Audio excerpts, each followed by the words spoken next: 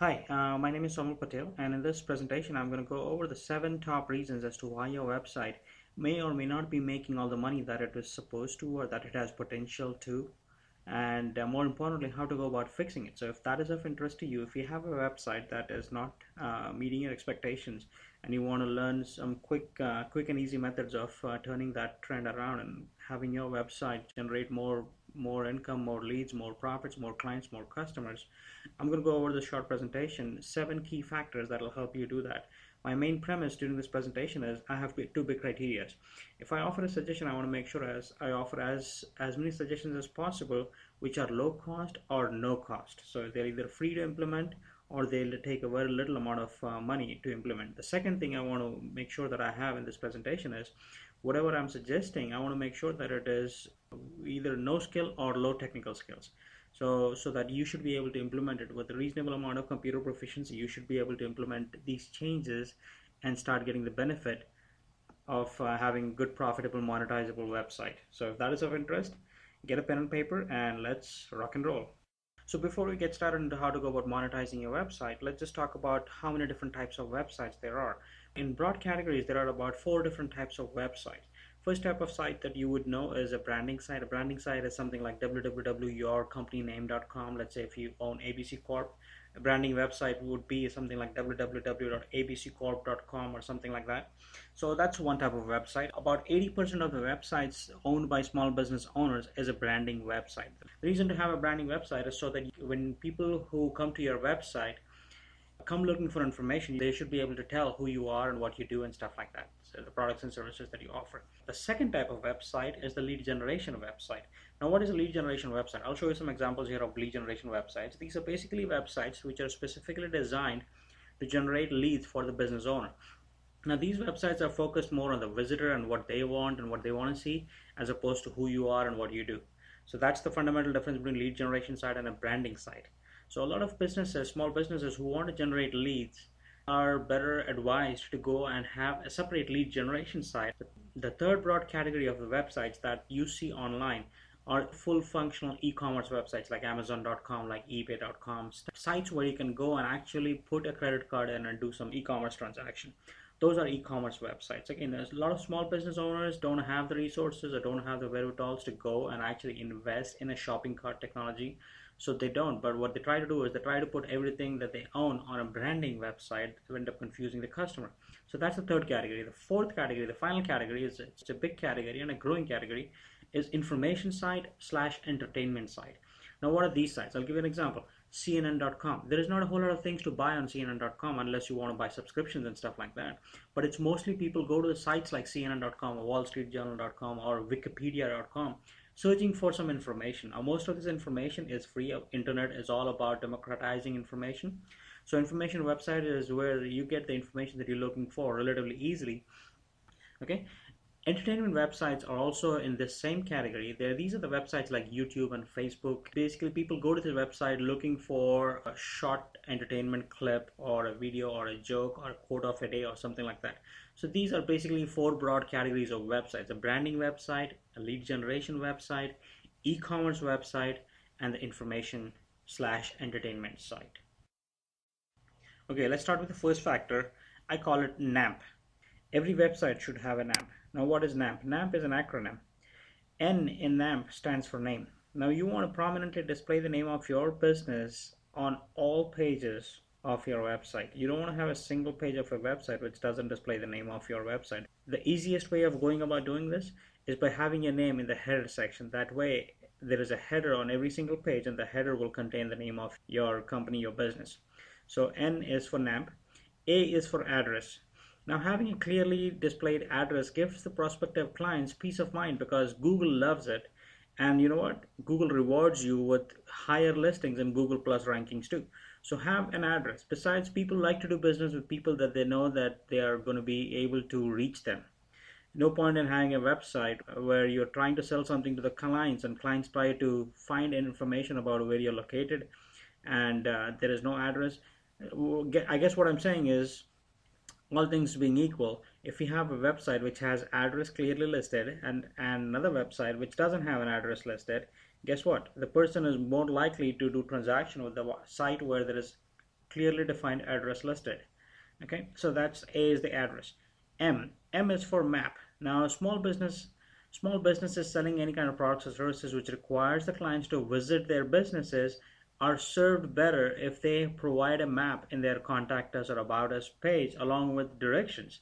Now, in the world of GPS, yes, people can look up the address pretty quickly, pretty easily, but the devices are getting smaller and smaller, and people are having tough times. Not everybody is comfortable typing in those small keyboards, switching between alphabets and numbers to type in an address and a zip code. And so, if you provide a map with major intersections, people in the vicinity will just take one look at the map and they'll know exactly where you are. So they don't need to pull out the GPS. They don't need to start entering the complex address in there. So having a map is really good for your website, and the best place to have a map is in contact us page. If you can also have directions from major landmarks, from freeways, or that would help out too. The last thing that you want to have on prominently displayed on your website is a phone number. Now, it's advantageous to have a phone number displayed on every page along with your business name, just like a business name. Now, it might not be a good idea to have a big bold phone number displayed on every page because people might think that you are actually pushing them to pick up the phone and call. You can do it more subtly and more classy way by having a phone number written out in the footer section of the web page. Now, every website has a header and a footer. Header is big bold letters. Footer is small tiny footprint kind of a thing, and if you can put your phone number there, guess what, every page will have the phone number. And as long as you have a solid area code and a phone number, people would actually be more willing to do transaction on the website where they know that they could reach someone in case of a problem. Just like address, if two sites are same for the most part, except one has a phone number listed with an area code and the other one has an 800 number or no phone number listed, guess what, a person pulling out the credit card trying to do a transaction will be more likely to do a transaction with a website who has their local address and a local phone number listed, as opposed to no address and an 800 phone number listed. So it's important to have these things because these things work at a subconscious and a psychological level with the clients. It will immediately help boost credibility of your website when you take care of these four things called NAMP: name, address, map, and phone number.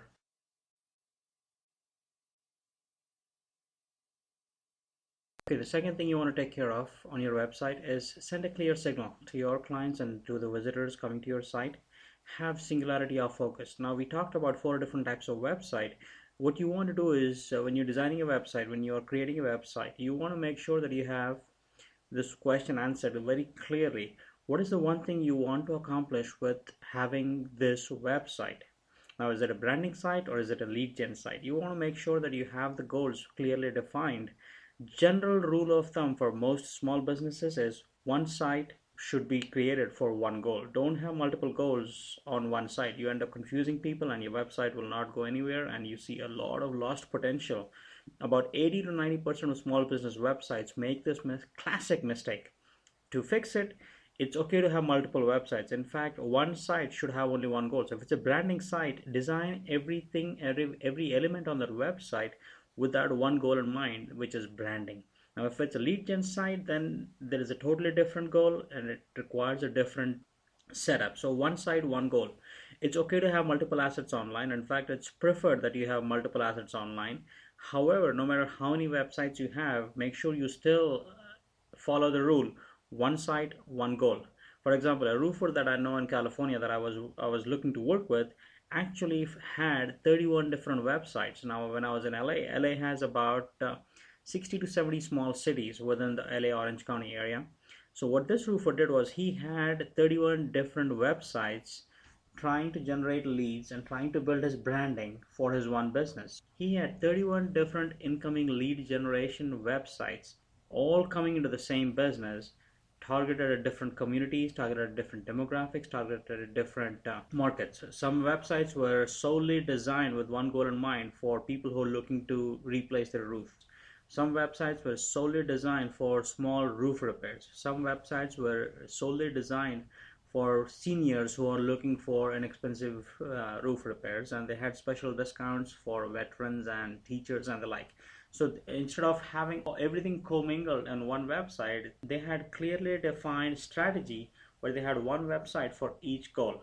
Similarly, a friend of mine actually had a client who was garage door company. Now, this friend ended up building about 70 to 80 different websites for this garage door company in the same LA Orange County area. Now, each website targeted a different market, a different niche, a different demographics.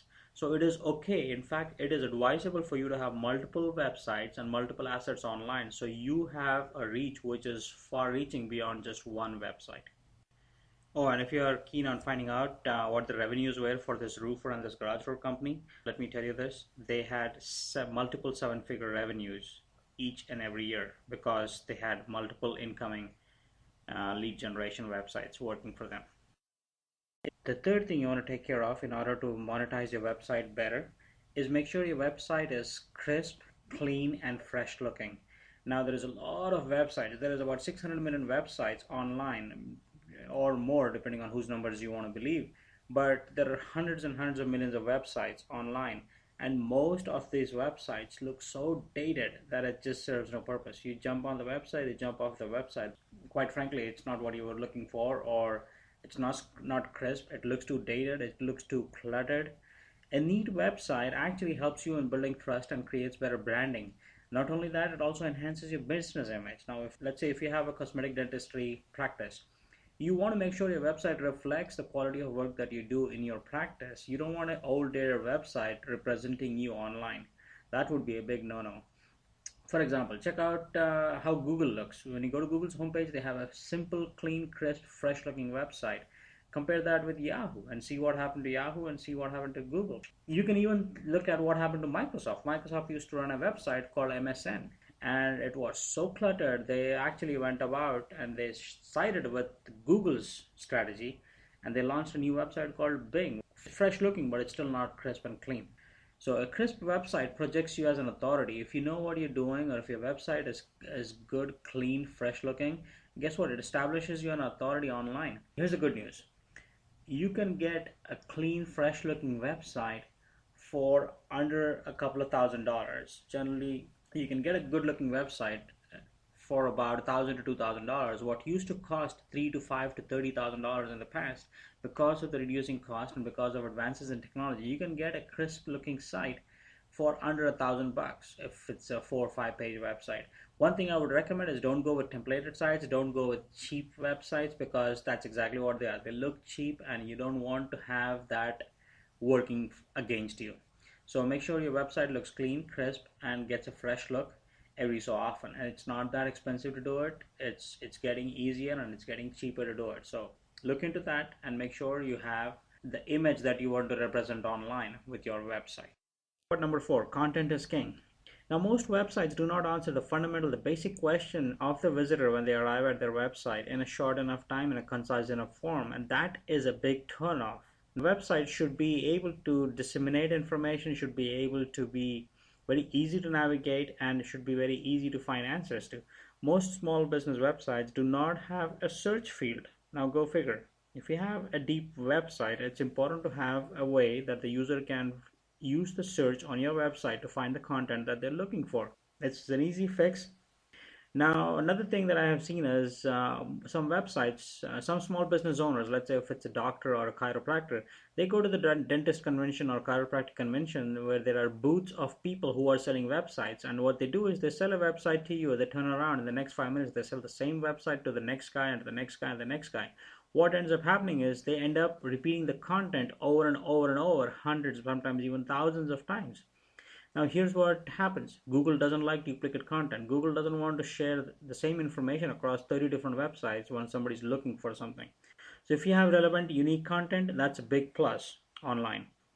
Having good content also gives you credibility. Now, one thing you want to make sure you don't have this factual errors or grammatical or spelling errors, because they take away the credibility from your website in a heartbeat. I mean, you don't want to visit a financial planner's website which has all kinds of typos, the grammar is not in place, and there is big, huge styling errors. And not to mention, hopefully they don't have any numerical errors because they are financial expert. Okay, so don't have these simple to fix errors displayed on your website. It's easy to fix these ones. The newest kid on the content block is video is big and it's growing. Use it generously. If you can make semi-professional videos using a smartphone or any other decent camera, not the cheap cameras and stuff, but if you have a decent camera, you can make semi-professional videos pretty much free. There's a lot of ways you can go about creating videos, editing and composing videos. If you can sprinkle videos on your website, that'll be a big plus because people eat up that content like crazy. Would you rather read or would you rather watch? There is a reason why people who watch news don't actually prefer to read newspapers because it's the same information. It's just they're consuming it in a different form. All things being equal again, people would rather see a video than read a paper. So there you have it. Make sure your content is king and have a clean and crisp website. The conversions and the profitability for your website. The question I have for you on this one is, can your ideal client find your website? Now, most small business owners publish a website basically to boost their ego, not to build their business. And that's a big mistake. If you have a website has one goal. If it's a branding website, it should be super branding website. Okay? When you create and publish a website, you want to make sure that the website has singularity of goal like we talked about, and that goal should be one way that directly or indirectly should be able to help you build your business. Now let's say you are a dentist again, okay? Let's say you have a website called John Doe's Dentistry. People who are coming to the website are the people who already know about you and your practice. So you are attracting people who already know about your practice. What about a bigger group of people who don't know? Let's say you live in a city of 100,000 people and you have a client base of past, present, active, and active patients and clients of, let's say, about 1,000. So there is 99,000 other people who don't know that you exist or your business exists. So they're not going to search for John Doe's Dentistry in Google. They might use some other searchable terms on related to dentistry in Google. Now, if you make a website as John Doe's Dentistry, guess what? You're not going to be getting your website in front of these people. On the other hand, let's say if you are practicing in Plano, which is where I am, so instead of having John Doe's Dentistry, why don't you have a website called Plano Family Dentistry, assuming that that's the part of dentistry that you practice, or Smile Crafters or Dallas, something like that. Now, that website now tells you what you do and where you do it. Plano Family Dentistry. There is no guesswork. There is no ambiguity attached to it. Smile Crafters of Dallas pretty much tells you what they do. They basically craft beautiful smiles all across Dallas Metroplex. Now, people who are searching for veneers or Invisalign, they are not looking for John Doe's Dentistry. They are looking for veneers in Dallas or cosmetic dentistry in Plano. So when you design your website with this in mind, you all of a sudden have exposed your website to a whole new group of people that never knew of you, but because of your site's optimization, they are now actively looking on your website trying to engage in a conversation. Okay, so my question to you is, are your web pages optimized for search engines to attract new leads, not just have existing clients? Now, a good SEO company can help you in this area. This is a huge area. I can understand that, but there is few things that you can do, like I had mentioned, that are easy fixes. However, a good SEO company can help you in this area.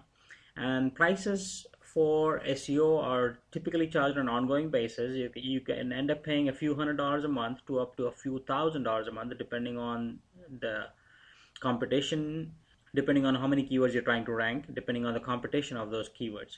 So there you have it. Is your website easily found when people are looking for the services that you offer? That brings us to the next factor. Now you got to give your visitors a reason for them to come back to your website. Now have some kind of client engagement mechanism on your website, something which features something like daily deals or weekly specials or seasonal offers or quote of the day or today's specials or what's new today and what's coming next, or some form of email newsletters, some kind of fresh hot news off the press kind of a thing. You want to make sure you give them a reason. For example, if you're a realtor, what you can do is you can actually publish on your website a weekly snapshot of what came on the market, what sold on the market, what the market is like, and you can take a step back from looking at all the sales trends, and you can actually trend a graph or a few graphs, so that when a person comes to your website and says, okay, this is a realtor, like ABC Realtors, and they come to your website and that they not only find the information today that they're looking for, but they bookmark, they have a mental anchor placed in their mind saying, I need to come back to this website another week, another month to see which way the market is going, which way it's trending up or it's trending down or it's just holding steady. So give them a reason, give them a compelling reason for them to come back. you spend all this time and money to bring a visitor to your website. Don't just let them browse around and go, never to come back. Have some kind of anchors, have some kind of hooks, have some kind of enticements and engagement gadgets in play so that you can actually bring the visitors back and they have a compelling reason to come back to your website again and again and again. Most businesses don't do that. They have a static poster board website which hardly changes. So once a person comes to their website, they pretty much know exactly how the website is going to look a year from now, 2 years from now, and 3 years from now. That's a big mistake. That's another part of keeping your website clean and fresh. When you keep it clean and fresh, you're curating new content, you're creating new content. That gives another reason for your ideal target customer to keep coming back to your website. Want to know who implements this better than anyone else? Facebook. What they have done is instead of them creating content, they gave the content creation authority to the people and the community to where they create content every single second of the day. And the people related to all this user community keep coming back to Facebook to check the status updates, to see what's new, to see what their friends are up to and stuff like that. They democratized information in such a beautiful way. They don't worry about creating content. They just worry about creating a platform, and the community keeps tying back in. Community keeps getting engaged in Facebook to where it's one of the biggest websites online right now. Okay, so that brings us to the last factor that we're going to discuss in this presentation that will help you monetize your websites better. So don't just have a website, have an effective online presence. Now, what do I mean by that? We actually covered a bit of this earlier. If you're wanting a branding site, have a good branding site, but along with that, also have a lead generation site, right, as a sister site to the branding site. Now, don't forget, a lot of people are on Facebook, like we talked about. So get a Facebook fan page or Facebook page for your business. Get a Twitter handle for your business. Claim your Pinterest account. Get a few blogs going with either Blogspot or Squidoo or Tumblr and stuff like that. And like we talked about, video is big. Make sure you claim a YouTube page and then start putting some relevant videos on your YouTube channel, which again link back to your branding site, which link back to your lead generation site. So basically what you're doing is instead of just using one arrow, you have a whole net out on the internet to where people are coming in from all different popular web properties. Again, claim your Google Plus page along with Yahoo and Bing local pages. There is a Meta directory, which is basically a directory for business owners. Make sure you claim that one. And now these are pretty simple steps. Some of these don't take more than 5 minutes to go and create a profile on that one, but they will send you a lead, a client, every now and then. What if you get one client every single month, just one client every single month from all these assets that I have listed on this site? Guess what? Pretty soon you will start seeing a whole new branch of traffic that was never gonna come to your one website, but because you have extended your reach across all these directories and places and web 2.0 properties and blogs and sites, guess what? You have opened up your marketing funnel to where you can have a whole lot more people coming in through your online presence. So that's what I mean. Don't just have a website, have a plan to develop an effective online presence. Some of this will take weeks and years to build. Some of it can be done as quickly as 5 to 10 minutes or less. So look into this, and this is a constantly growing list. Let me leave you with this one last thought. Don't just have a website, have an effective online presence that'll help you monetize everything that you have online. So there you have it. We covered the 7 different things that you can do to turn around your website and start making your website more profitable. And these are the major factors that we have talked about. There are a few other small ones, but this is where you'll get the maximum lift. When you have these ones dialed in, you will see an improvement in your website's performance. So like I said, I mean, the emphasis that I had when I was creating these 7 factors was I wanted to make sure that they are free or low cost options, as well as they require little to no technical skills to implement. So hopefully you enjoyed this presentation and this training as much as I enjoyed creating it for you. And there you go, you have your homework cut out. You can do it yourself, or if you need help, we are here to help you. You can call me. My name is Soumil again. You can call me at 626-485-0035. I can help you fix these issues for only a few $100. Now here's what I'm doing. Here's why I'm doing this. I'm doing this because I'm running a marketing experiment to try to open up new marketing channels to see which ones work better than the others. Typically, it would cost between $1,000 to $3,000 to engage my services to fix these issues, but because I'm running this marketing experiment, I'm cutting down my prices practically to cost. So you can get these services taken care of for between $200 to $500.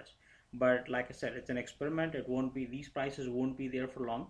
If you're thinking of having a website fixed, or if you're thinking of getting new websites, or if you're thinking of enhancing your online presence, pick up the phone, give me a call, and we can go from there. So once again, thank you for your time and have a great one.